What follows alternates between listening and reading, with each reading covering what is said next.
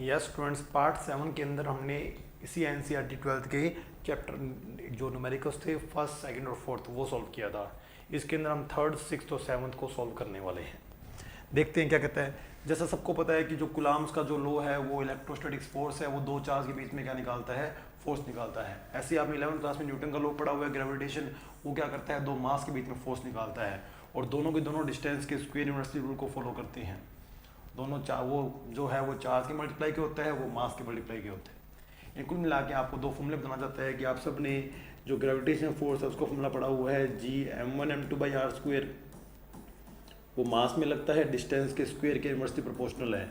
और जो electric force है वो अगर एयर मीडियम है या वैक्यूम मीडियम है तो K(Q1Q2)/r² लगता है। ये न्यूटन का है, ये कूलॉम का है। चलो, चाहता क्या है, कहता कि आप मेरे को दोनों फोर्स की जो फोर्सेज हैं, यानी एक ग्रेविटेशन फोर्स और एक इलेक्ट्रिक फोर्स, दोनों के आप मेरे को रेशो दे सकते हो क्या। किसके लिए, पहली बार एक इलेक्ट्रॉन एक प्रोटॉन रखे हुए हैं, दूसरी बार दो प्रोटॉन रखे हुए हैं। यानी आपको दो इलेक्ट्रॉन के लिए, एक इलेक्ट्रॉन एक प्रोटॉन के लिए दोनों फोर्स निकालने हैं, फिर दोनों की कंपेयरिंग करनी है, फिर दो प्रोटॉन के लिए वैल्यू निकालनी है, फिर कंपेयरिंग करनी है।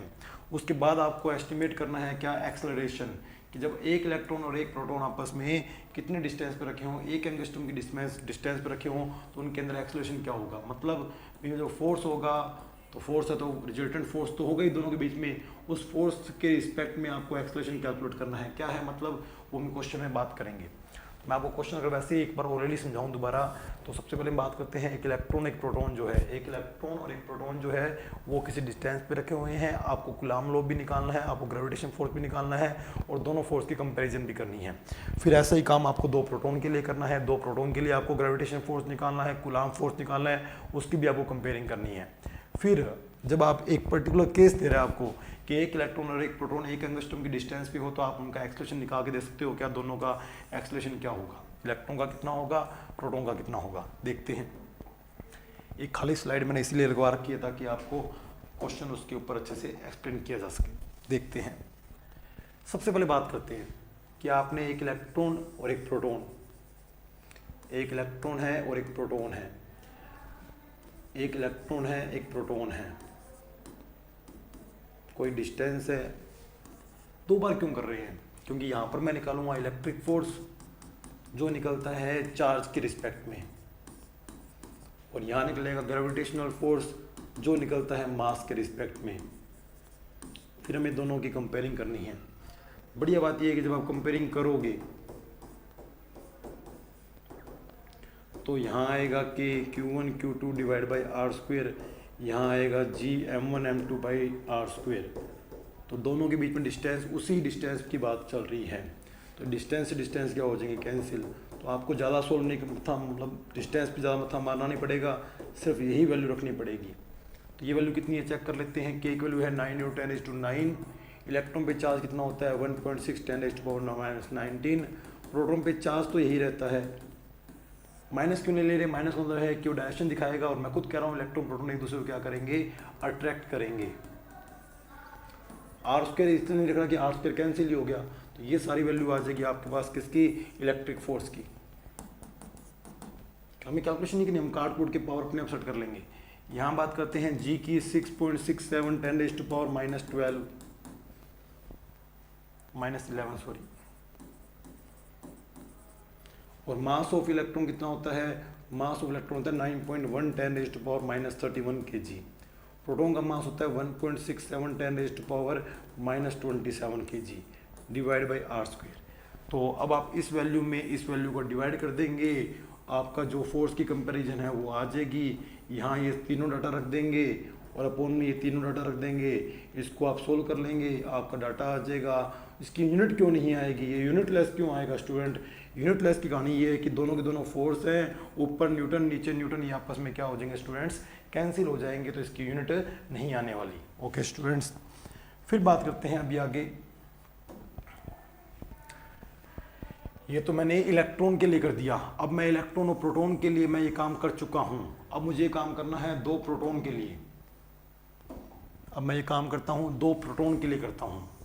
कोई नहीं, दो प्रोटॉन के लिए कर लेते हैं। तो एक प्रोटॉन रखा हुआ है, एक प्रोटॉन रखा हुआ है, ये प्रोटॉन है, ये प्रोटॉन है, ये डिस्टेंस है।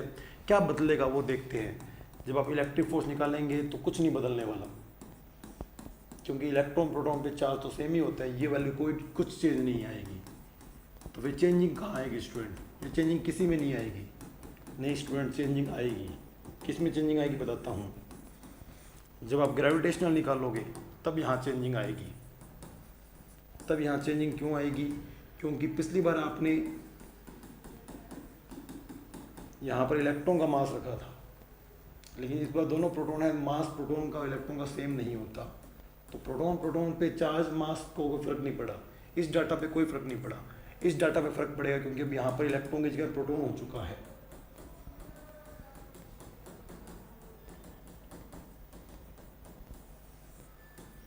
तो अब आप इन दोनों का रेशियो निकालोगे तो स्टूडेंट वही बात, वैल्यू रख देंगे, फोर्स आएगा पर यूनिट नहीं आएगी, क्योंकि दोनों की दोनों क्या हैं? फोर्स हैं, दोनों न्यूटन में होंगे, आपस में कैंसिल हो जाएंगे। पर इसमें एक चीज़ और निकालनी थी, अगर आपको क्वेश्चन ढंग से रीड की हो, इसमें आपको एक चीज़ और निकालना था स्टूडेंट, वो निकालना है ये रहा कि अगर एक इलेक्ट्रॉन और एक प्रोटॉन एक एंगस्ट्रॉम की डिस्टेंस पर रखे हो तो एक्सेलरेशन क्या होगा। इसका मतलब क्या है? पहली बात, उसमें एक्सेलरेशन क्यों होगा? एक्सेलरेशन क्यों, कितना होगा वो बात की बात है। मैं कह रहा हूँ एक्सेलरेशन क्यों होगा, बच्चा पहले इस चीज़ को समझे कि एक्सेलरेशन होगा। जब ये चीज़ समझ आ जाएगी तो कितना होगा वो खुद कैलकुलेट कर लेगा। क्यों होगा उसका रीजन बताता हूँ। इलेक्ट्रॉन प्रोटॉन एक दूसरे को खींच रहे होंगे, तो उनके बीच में फोर्स लग रहा होगा। जब फोर्स होगा तो वही बात F = m में एक्सेलरेशन अपने आप होगा। तो आप पहले ये देखोगे किस फोर्स से एक दूसरे को खींच रहे हैं, वही फोर्स हमारे को एक्सेलरेशन निकाल के देगा। तो जब एक इलेक्ट्रॉन एक प्रोटॉन आपस में इलेक्ट्रिक फोर्स के हिसाब से बात कर रहे हैं तो फॉर्मूला क्या लगेगा? K(Q1Q2)/r²। तो K की वैल्यू कितनी है? 9 × 10⁹ Q1 है इलेक्ट्रॉन जिसके ऊपर चार्ज इतना है, Q2 है प्रोटॉन उसके ऊपर भी चार्ज सेम होता है, और डिस्टेंस आपकी कितनी है? 1 एंगस्ट्रॉम।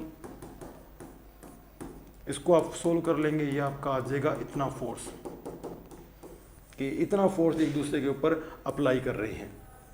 अब एक्सेलरेशन कैसे आएगा वो आपको डिपेंड करता है कि आप किसका एक्सेलरेशन निकाल रहे हैं, क्योंकि दोनों के बीच में फोर्स इतना ही लगेगा, क्योंकि दोनों एक दूसरे के ऊपर फोर्स लगा रहे हैं। और आपने पढ़ा हुआ है कि Q1 Q2 पे लगाए या Q2 Q1 पे, तो कूलाम का जो लॉ है वो न्यूटन के थर्ड लॉ को फॉलो करता है।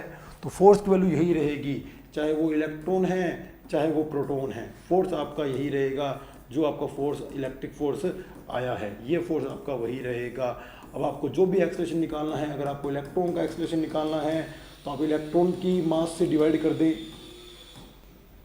9.1 10⁻31। अगर आपको प्रोटॉन का फोर्स निकालना है तो उस इलेक्ट्रिक फोर्स में प्रोटॉन के मास का डिवाइड कर दें। मतलब कुल मिला के आप पहले इस फोर्स को कैलकुलेट करें, ये फोर्स जो आएगा उस फोर्स के अंदर आप जिस मास का डिवाइड करेंगे उसी मास के रिस्पेक्ट में उसका एक्सेलरेशन आ जाएगा। अगर आप इलेक्ट्रॉन के मास से डिवाइड करेंगे तो इलेक्ट्रॉन का एक्सेलरेशन आ जाएगा, अगर आप प्रोटॉन के मास से डिवाइड करेंगे तो प्रोटॉन का एक्सेलरेशन आ जाएगा। तो उम्मीद करता हूँ कि आपको ये क्वेश्चन ईजिली समझ आया होगा। ये था आपका थर्ड एग्जाम्पल, फोर्थ हम कर चुके हैं। अब हम बात करते हैं हमारे फिफ्थ क्वेश्चन की।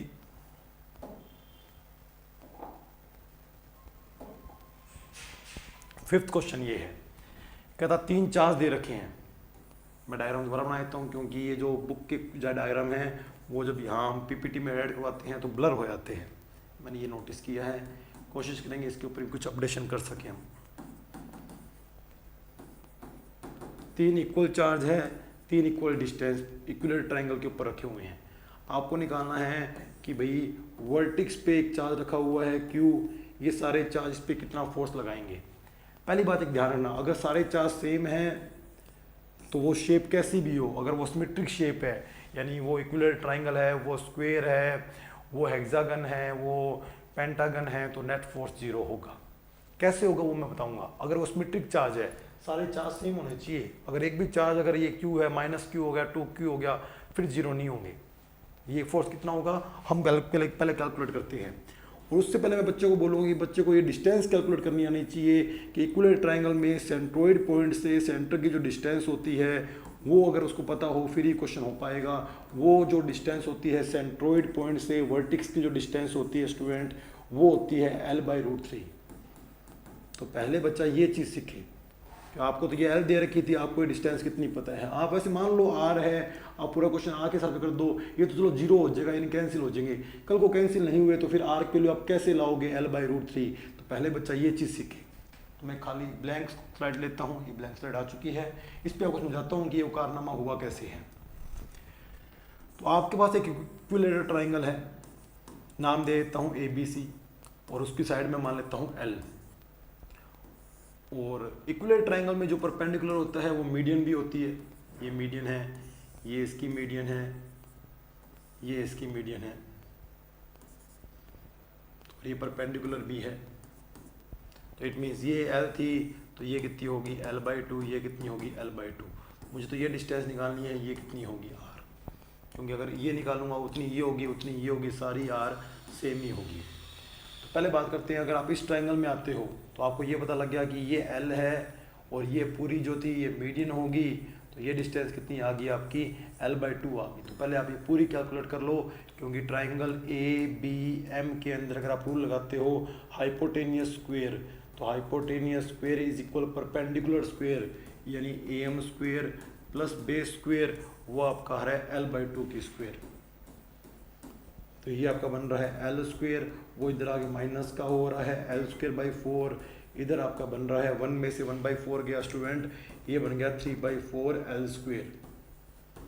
आप एलसीएम लेके माइनस कर सकते हो। अगर आपको ये चीज़ समझ नहीं आई तो एलसीएम आएगा 4, यहाँ बनेगा 4L² माइनस 1L², 3L²/4 बनेगा, ये स्क्वायर यहाँ आके रूट हो जाएगी।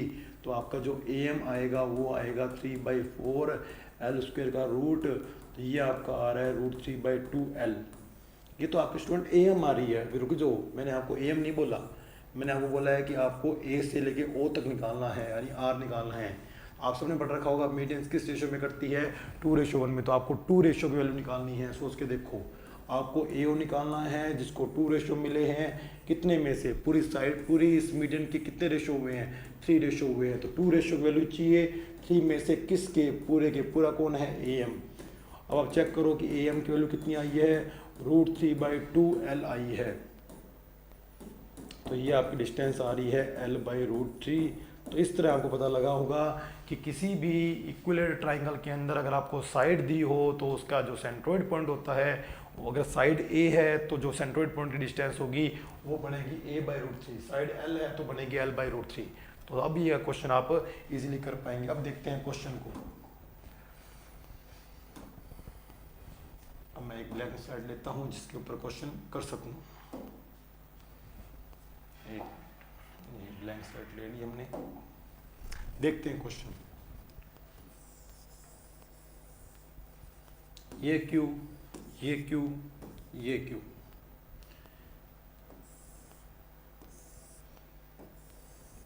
ये आपका कैपिटल Q, ये डिस्टेंस R, ये डिस्टेंस R, ये डिस्टेंस R, और R आपको पता लग गया L/√3 है, क्योंकि साइड आपको कितनी दे रखी है, L दे रखी है। अब मैं सबसे पहले आपको दिखाता हूँ कि फोर्स कहाँ लग रहे हैं। ये प्लस का चार्ज है, ये प्लस का चार्ज है, तो ये इसको क्या करेगा, रिपल करेगा, ये आ गया F1। ये प्लस चार्ज है, ये प्लस चार्ज है, क्यों हमें इस पे फोर्स कैलकुलेट करना है, तो ये फोर्स जाएगा इधर F2। ये प्लस चार्ज है, ये प्लस चार्ज है, इसका जो फोर्स लगेगा वो लगेगा F3। तो इस पे जो फोर्स है वो एक इधर जा रहा है, एक इधर जा रहा है, एक इधर जा रहा है। तो बड़ी बात है कि तीनों की वैल्यू सेम है। डायरेक्शन तो मैंने आपको दिखाई दी, मैं डायरेक्शन की बात ही नहीं कर रहा, मैं वैल्यू की बात कर रहा हूँ। तीनों की वैल्यू सेम क्यों है, क्योंकि तीनों की तीनों Q और Q में लग रहे हैं। ये भी Q और Q, ये भी Q और Q, ये भी Q और Q। इनकी डिस्टेंस भी R, इनकी डिस्टेंस भी R, इनकी डिस्टेंस भी R। R की वैल्यू L/√3 है, वो हम बाद में भी रख देंगे। तो ये आपके तीनों की फोर्स की वैल्यू आ गई और तीनों इक्वल हो गए। उसको मैंने लेट कर लिया कि वो हमारा कितना हो गया, F0 हो गया। अब मैं इस फोर्स को दिखाता हूँ एक बार। एक फोर्स यहाँ जा रहा है वो F3 है, एक फोर्स यहाँ जा रहा है वो F2 है, और एक फोर्स यहाँ जा रहा है वो आपका F1 है। तो इट मीन्स आपका पूरा एंगल 3 पार्ट में डिवाइड हो गया और पूरा एंगल 360 का होता है। इट मीन्स ईच एंगल कितना आ गया स्टूडेंट्स, 120 आ गया। अब आप एक काम करो, किसी भी दो का रिजल्टेंट निकाल लो, किसी भी दो का। मान लो कि आपने सोच लिया कि मैं F3 और F2 का रिजल्टेंट निकालूंगा, F3 और F2 का रिजल्टेंट निकालूंगा, तो वो कहीं यहाँ कहीं आएगा। फिर वो जो रिजल्टेंट आएगा इन दोनों में से जो तगड़ा होगा उनका रिजल्टेंट मैं कैलकुलेट कर लूँगा। देखते हैं स्टूडेंट्स। और ये भी F0 हो गया, ये भी F0 हो गया, और आपको पता होगा जब दोनों फोर्स सेम होते हैं तो रिजल्टेंट बिल्कुल बीचों बीच जाता है। तो ये आपका इधर एंगल 60 बनेगा, इधर एंगल 60 बनेगा। नहीं भी पता तो एक काम कर सकते हैं, आपने रिजल्टेंट का भी फॉर्मूला पढ़ा हुआ है क्यू साइन थीटा अपॉन में P plus Q cos theta. तो आप देखेंगे तो रिजल्टेंट वाला एंगल आपका 60 आएगा, तो 120 का 60 करेंगे तो यानी बीचों बीच जाएगा। देखते हैं एक बार, इसकी वैल्यू निकालते हैं। ये हमारे लिए आर बन गया, पी स्क्वेयर ये हमारे लिए पी है, क्यू स्क्वेयर ये हमारे लिए क्यू स्क्वेयर है, 2pq कोस 120, तो ये बनेगा ओवरऑल माइनस f0 स्क्वेयर, और ये है प्लस f0 स्क्वेयर, ये कैंसिल हो गया। ओवरऑल ये आ गया आपका f0 स्क्वेयर, यानी ये आपका आ गया f0। तो अब एक चीज़ देखेंगे, आपका f डैश जो है वो भी f0 है। इधर जो f1 बचा हुआ है, क्योंकि आपने अभी इसका रिजल्टेंट तो निकाला ही नहीं, इन दोनों का रिजल्टेंट निकालना है। वो जो आया है वो f1 के बिल्कुल इक्वल और अपोजिट है। तो फाइनल जो रिजल्टेंट है वो भाई साहब एक दूसरे के आपस में कैंसिल होने से कितना हो जाएगा, इधर मान लो 100 से लगा रहा है तो इधर 100 से लगा रहा है, ये आपस में कैंसिल हो जाएंगे। नेट फोर्स कितना हो जाएगा, 0। इसीलिए इससे वैल्यू की हमारे को कोई लोड नहीं पड़ी। तो अगर आप डायरेक्ट भी लिख देंगे, आर मान के भी करेंगे तो भी कोई दिक्कत नहीं है, क्योंकि कैंसिल हो चुका है, लेकिन वो कंटेंट आपको आना चाहिए। तो उम्मीद करते हैं कि आपको ये दोनों क्वेश्चन अच्छे थे। हमने 2 लेक्चर के अंदर एक फर्स्ट, सेकंड, फोर्थ और थर्ड और फिफ्थ क्वेश्चन हमने कवर कर लिया है। अब जो वीडियो आएगी वो हमारी पहले टॉपिक की आएगी, फिर हम उसके ऊपर नेक्स्ट वीडियोस बनाएंगे न्यूमेरिकल के लिए। Thank you students.